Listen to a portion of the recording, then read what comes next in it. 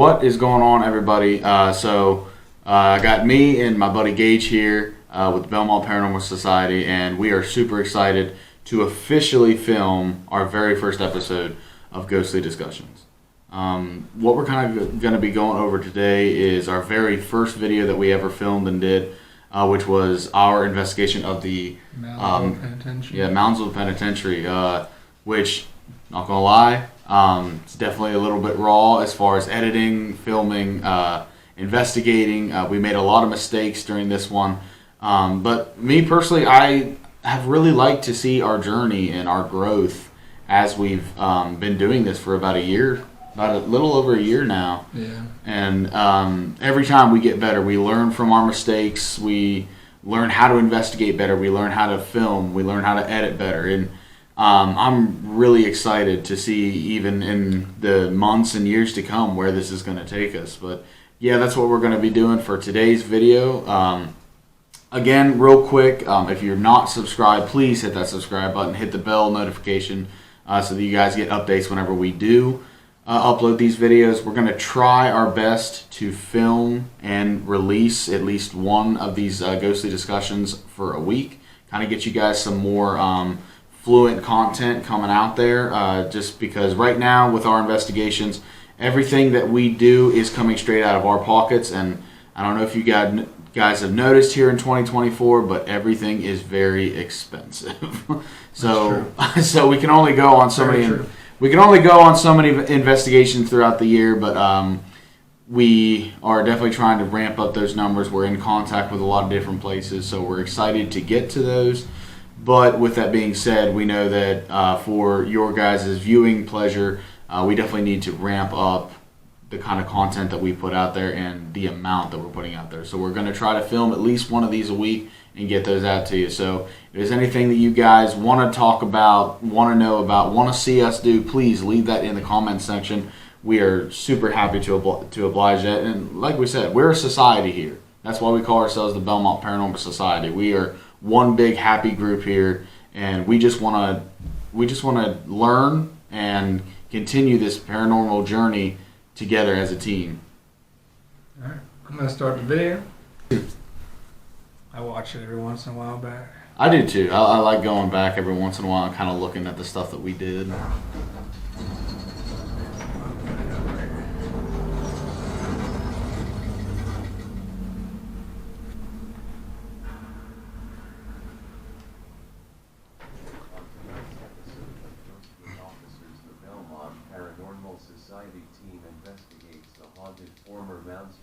I would like to point out that when we first started, we were using a lot of AI voices. Yes. But we ended up growing out of that and using our own voices. I'm sure you guys have already noticed, but we are definitely not voice actors in any sort of way. So that's something we've also tried to increase and get better at as time has went on. We could always try EVP too. And the audio in this video is not very good because we didn't have external microphones on our cameras, and I was very new to editing. This is the first video I've ever edited in my life, and I didn't know you could increase the audio on the editing software. I found that out the next video, so kind of have to listen to this video. Probably with headphones. Yeah, headphones or like your TV at 100. Which it says that on the video. Yeah, we let you know. Yeah. But there's something that wasn't put in the video. Right when we got up to the psych ward here. See, maybe we could pause it real quick. Yeah. So like when we got up to the psych ward, which is where we start the video off, all you hear is a loud cell door slam shut. Mm-hmm. As we were grabbing our cameras to start filming. It was like a minute before we actually started rolling. Honestly, I'm not even gonna lie. Like whenever it did, I jumped. Like, I think we all three jumped. It made me jump. That was our first time how ever. How violent it was. That was our first time ever experiencing anything that wasn't us. So. Oh, exactly. I mean, exactly. That was probably our first paranormal. Because what had happened was, so the Moundsville Penitentiary investigation we did was a public investigation that we did. Where there was about, probably right around 100 people, I think, that was probably there.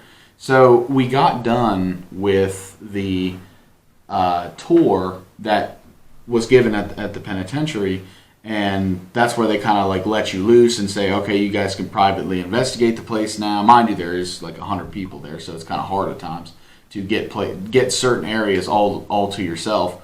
So we kind of stood back for a second, kind of waited to see where everybody was going, and we noticed that nobody was headed up to the psych ward. And we kind of look at each other and we're like, oh, we need to go there like right now. So we hurried up and booked it up to the psych ward. So literally as soon as we get there, we're unloading all of our equipment out of our bags and everything. And that's where you just hear this big metal door just slam shut. And it was so loud. I jumped out of my skin almost. It's just not in the video because we weren't recording. We didn't even have all of our equipment out. So I really wish we would have had it to capture that, but that's just how it goes sometimes. All right. Let's see. So the backstory on this, me and my wife went on a flashlight tour back in 2019, and I didn't bring any flashlights, so she's very mad at me for that. But I took a camera photo with my flash on, and you can't really see it, but you might be able to see it. There's little two eyes in the window. And I wanted to recreate that photo to see if maybe it was just the angle of my camera flash. Because I never realized it until I got home that I maybe captured something there. So that's what we're doing now. If it didn't end up showing up on any of my new photos, so it seemed to me like it was something different. That oh yeah, this is the moment I get touched. Yeah, he gets touched in the moment while we're trying to recreate it. See, to be honest, I thought Lucas was screwing with me. Because, so, what had happened when I got touched was, we were up in the psych ward, and Lucas, who, he showed up late because he was coming straight from work afterwards, and it was about an hour drive from where he works. So he was a little bit later getting there, and as soon as he got there, he kind of tickled the back of my neck as soon as he got there. And I swear that was the same thing I experienced when I was up in the psych ward. It felt like somebody was tickling the back of my neck. So I turn around, I'm like, dude, are you messing with me right now? And he's like, no, man, that wasn't me. And I'm like, dude, stop joking right now. That was you. And he's like, no, I swear to God, that wasn't me. So that was a weird experience. I think that was actually, honestly, my first time ever really being touched by a spirit. I had a lot of different experiences up until that point with paranormal, but I don't think I've ever really been touched up until that point. No, it wasn't to me. It's the Ross house. I think at this moment we capture a bang on the wall, or maybe we pass that. You guys hear that? Yeah, it's very faint. If you pick it up, it's right there. Unexplained bang. I heard it with my own ears. The camera did pick it up. And I'm trying to get the spirit box to shut off because it's so hard to hear over that thing. Yeah, it is very deafening. So it had to be pretty loud if the camera and my own ears could pick it up over the spirit box. It was a pretty loud bang. But nothing really. Somebody just touched the back of my head. Nothing really happens here. We kind of walk around. We're just kind of exploring. We have a spot where we thought we saw a light. Oh my God, dude! I do want to talk about this for a second because this. You mind pausing that real quick? Okay, so we're up in the psych ward. Mind you, like I said, this was a public hunt, and there was probably about 100 people that were on this hunt, and for a while I think we had the psych ward for at least a good 20-25 minutes to ourselves before these people showed up. But we're up there, we're just kind of exploring and stuff, and at first I see like kind of like a light. So that is first what we're suspecting. So I kind of holler down like, hey, if there's anybody up here with us, let us know that you're here. And we don't hear anything. Like nobody says anything, nothing.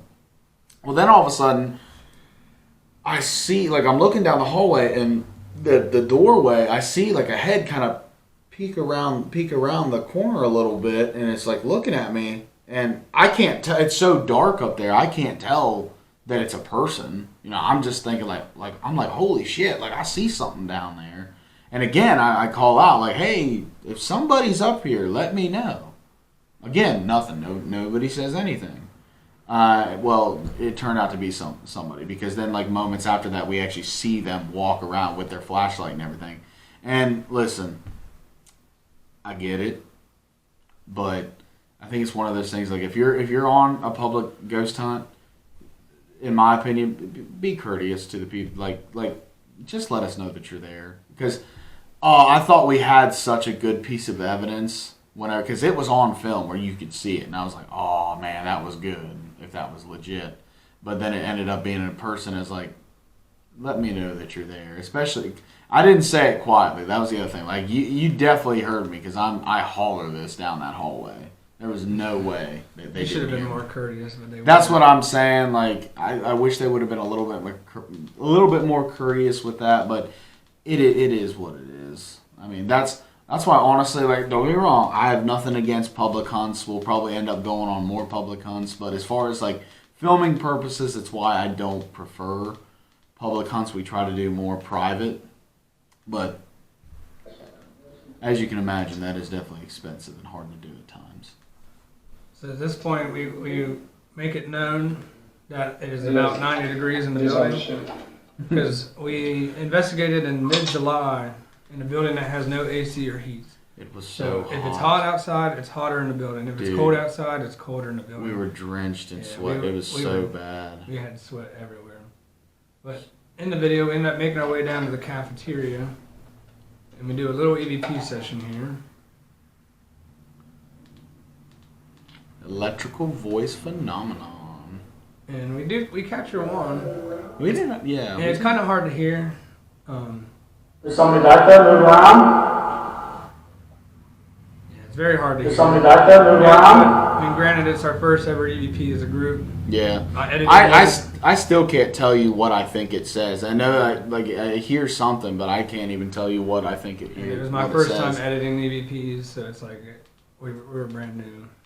They get better. Our EVPs do get better. That's the thing. Like we said before, Our Fairfield ones, they're pretty. You can hear them. It's a learning curve. Mm-hmm. Like, it's not easy to go out there and just do this stuff. Like, it takes, like, we have learned from a lot of our mistakes, and we continue to make mistakes all the time. And then we look back at it, we're like, oh man, like, I wish we would have done this, or I think we should do this next time. And it is kind of cool to see that journey and see how we progress as investigations go on. But since we run a public hunt, you run into people a lot, and that also means that you get to scare people. This was funny. On accident.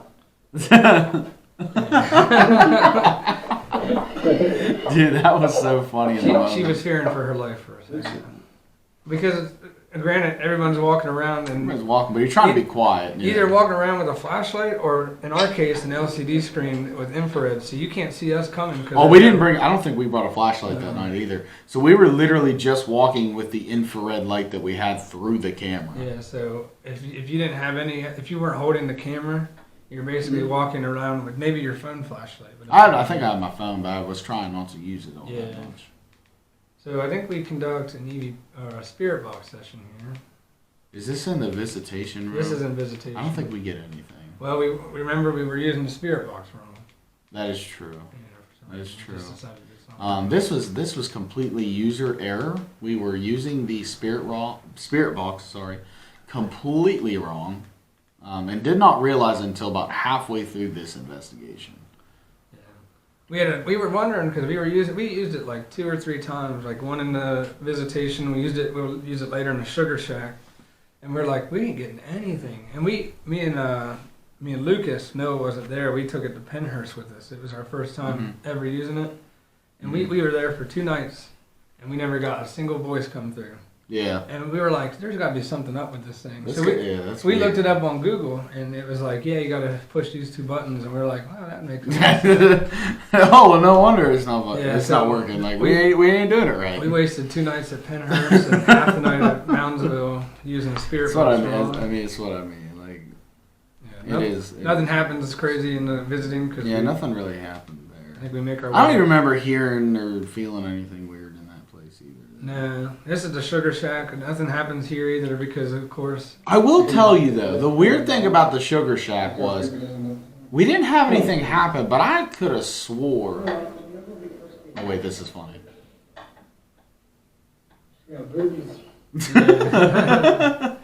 But I could have swore that like somebody, like it felt like somebody was watching you the entire time.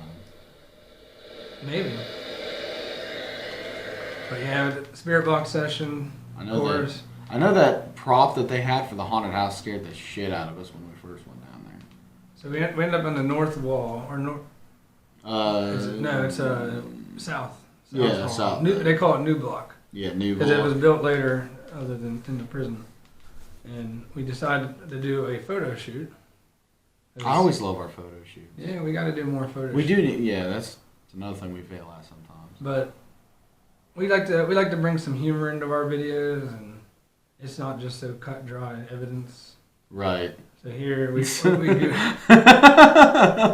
goofing around.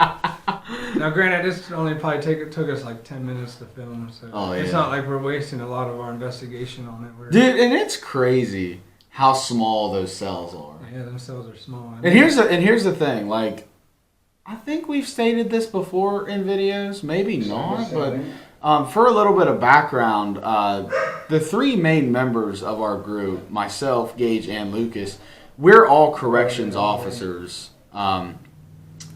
And so we know exactly what it means to work in a prison similar to this. And it's just so crazy how different it is. And oh my God, like the cells are so small that literally it's basically like you've got your bunk, you've got your toilet and your sink, and literally just enough space to be able to walk out of the cell. And that's the whole cell. Yeah.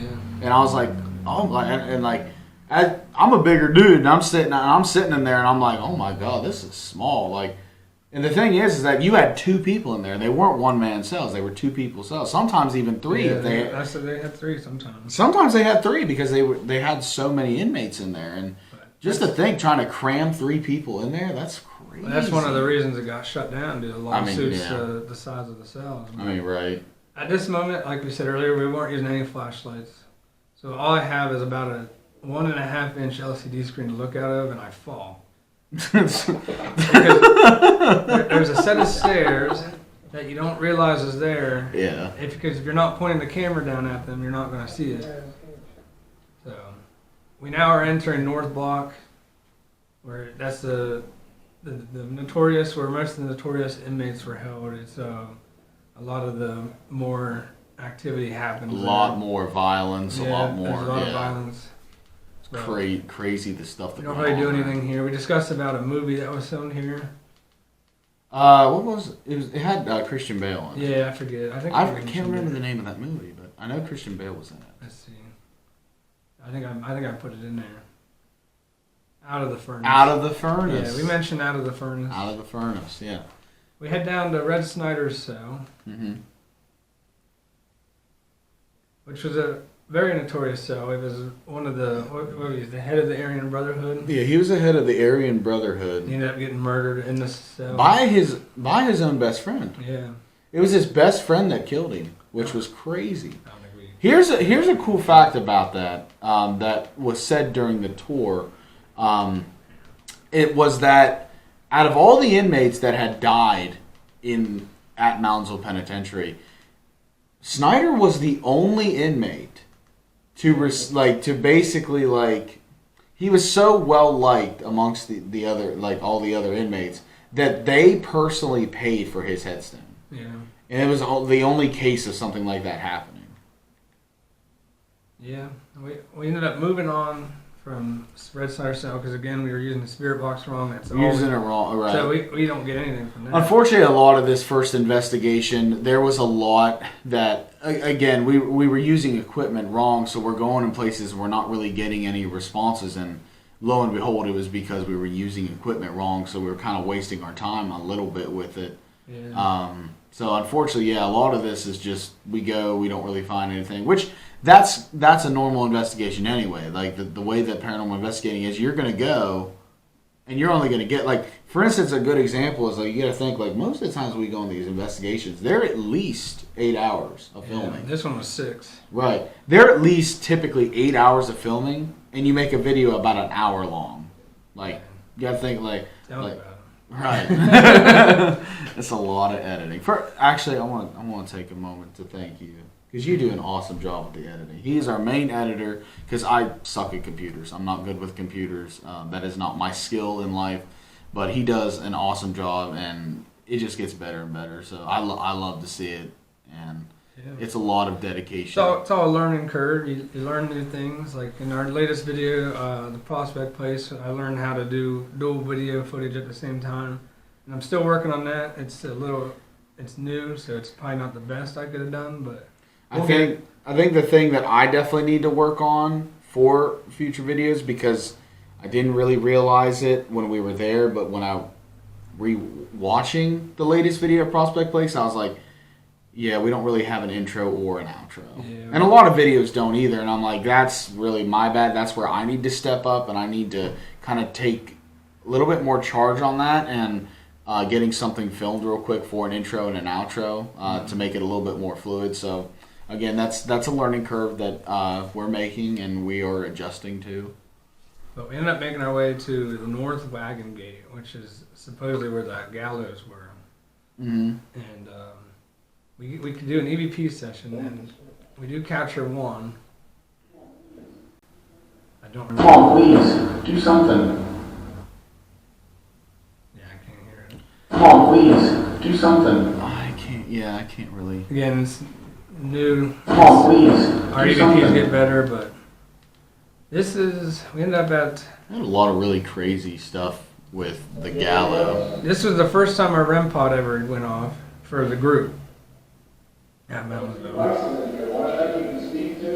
Now later on in our future videos, we get a lot of REM pod evidence. It just wasn't... We pretty much had it. Yeah, we didn't have a lot. We had it with us almost everywhere we went in here, but it only went off, I think, this one time. I also really like the REM pod because... So, our other investigator, Lucas, he is definitely the skeptic of the group.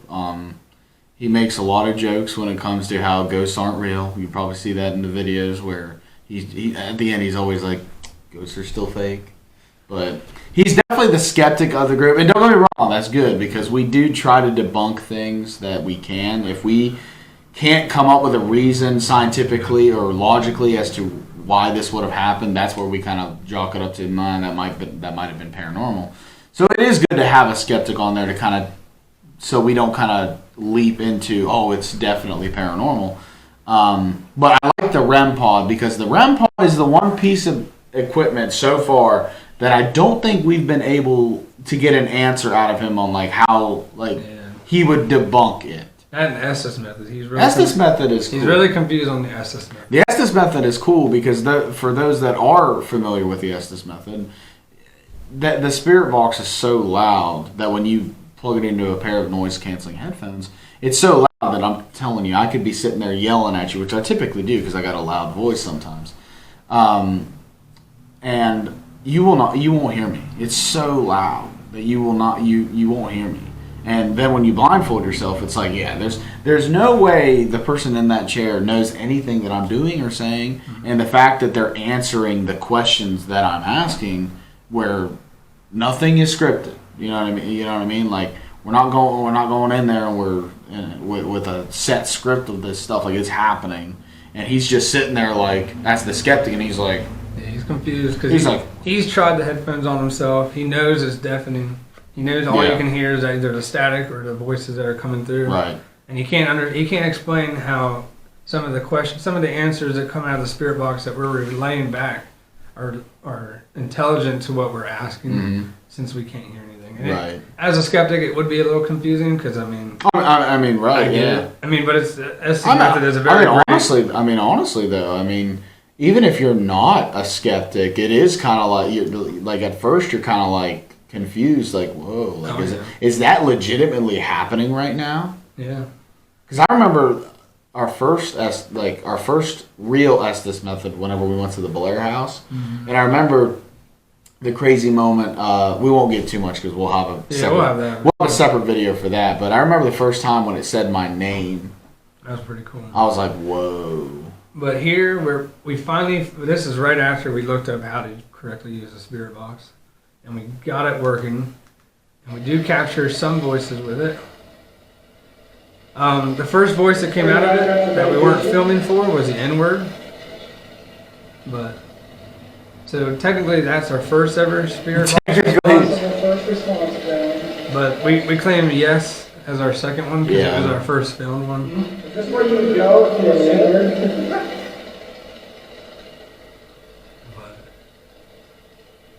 What you're seeing in the video, that red light, is actually the REM pod. It's just not going off. Yeah, that's the REM pod. Where they gave you your medications? But we capture a few here and there.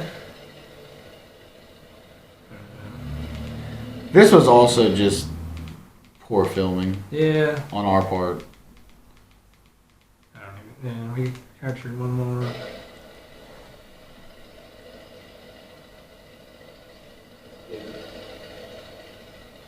Gonna say hi. I like that one. It's kind of quiet again because we didn't for the audio gain. We hadn't figured that out yet with the audio gain. But that one, when it's audio gain, you can hear it pretty good. With the spirit box, though, when you audio gain, you're also audio gaining the white noise. So it makes it very hard to hear sometimes, and it can be very loud in a set of headphones, or if you have your video up, your sound up. So it's like there's no way to really differentiate between the white noise and the voices unless I like edit just the voice. But I kind of want. If I just edited just the voice, you would just be hearing just the voice and not like the silence between. So it kind of just doesn't really make any sense. But let's see.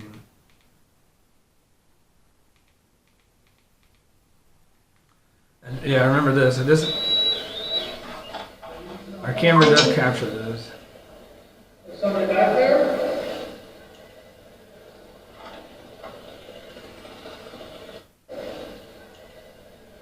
Oh, yeah. It's like a female voice saying something. Yeah.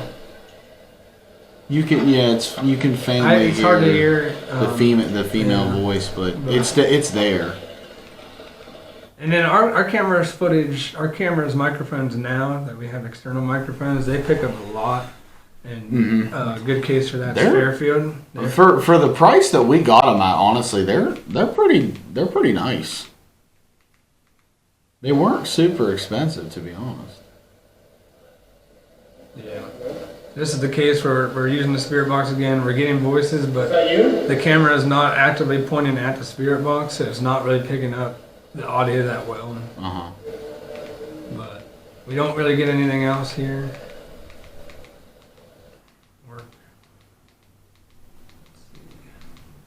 Spend some more time over the cycle word. I like the cycle word. The cycle word was very good. We get one voice.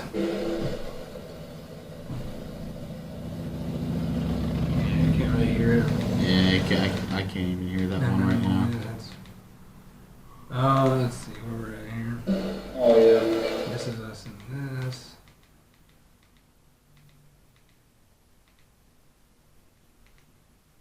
At this point, we're sending Lucas alone.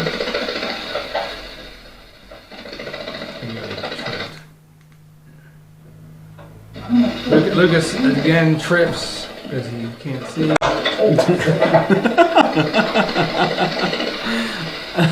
You can definitely tell we're novice at this. We're not very good.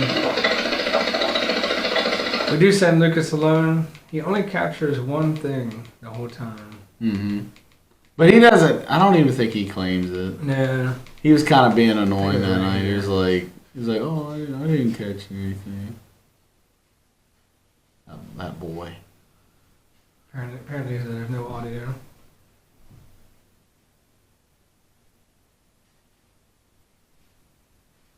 I don't know what happened there. I don't know, yeah. We join him. Because I know I've watched this and now it's back. We join him. He doesn't really capture anything. He captures one voice. He's still alone. we switched rooms to the other side of the boiler room. I took a picture of Lucas with his dirty knees. He got that from the picture that we took earlier. Yeah, when he was laying down on the floor. Yeah, he had his feet propped We up. captured a very funny voice here. And the guy. Oh, yeah. Well,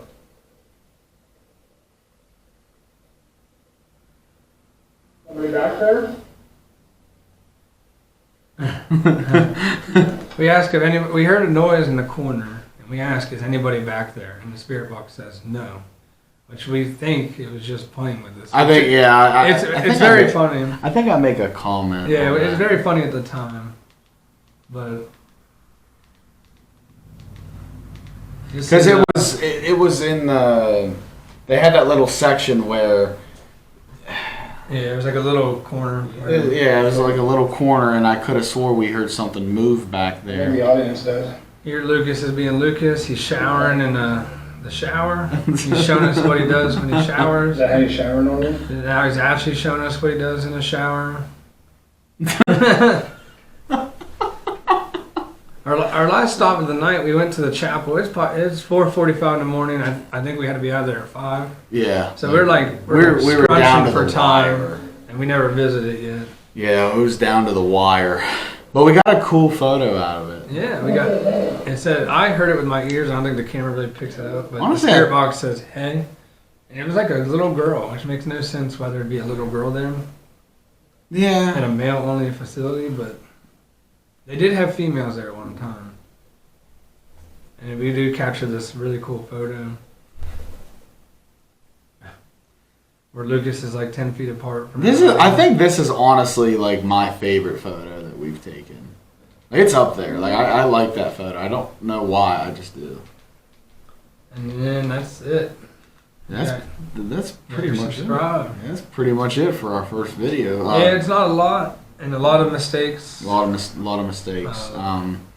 But it was really cool. The good news is that we don't have the date quite picked out, but we can tell you that 2025 we will be returning to the Moundsville Penitentiary on a private investigation. So we will have the entire space to ourselves. We're going to have a big team come with us, probably at least 10 people for that one. So we're going to have different teams separating and going around the place. So super excited about that, especially because I need some justice to go back and kind of redo things the proper way. Well, and we'll be experienced by then. We're experienced now. We're more experienced. Yeah, more experienced. So we'll be well equipped to be going back then. Right.